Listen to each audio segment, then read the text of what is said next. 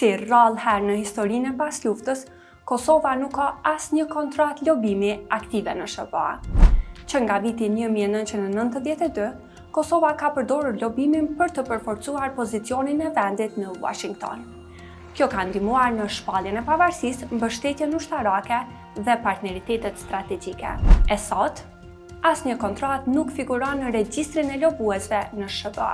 Ministria e Punëve të Jashtme dhe Diasporës kishte 2 kontrata lobimi deri vitin e kaluar, por tani ato kanë skaduar. Për dallim nga kontratat e së kaluarës me kompani të njohura lobimi, këtë herë MPJD-ja kishte angazhuar 2 shqiptar që shumicën e shpenzimeve i kishin deklaruar për dreka e darka pune dhe udhime.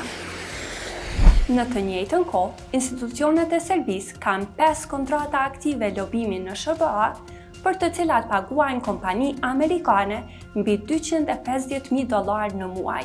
Republika Srpska i ka lidhur të 6 kontratat e lobimit nga Bosnia e Hercegovina, ndërsa institucionet e Shqipërisë, Malit të Zi dhe Maqedonisë së Veriut nuk kanë asnjë lobues të kontraktuar. Pak pasi Kosova mbeti pa asnjë kontratë lobimi në SBA, atje u ndërrua administrata me ardhje në pushtet të presidentit republikan Donald Trump. Komunikimi i vetëm zyrtar i tij drejt Kosovës deri më tani ka qenë një letër urimi për përvjetorin e pavarësisë së Kosovës. Ajo letër pasoi disa kritika që i dërguari Trumpit për misione të veçanta Richard Grenell i bëri ndaj qeverisë së kryeministrit Albin Kurti, kur tha se SBA si duhen partner të besueshëm në Ballkan, ndërsa ajo e Kurtit nuk është e tillë.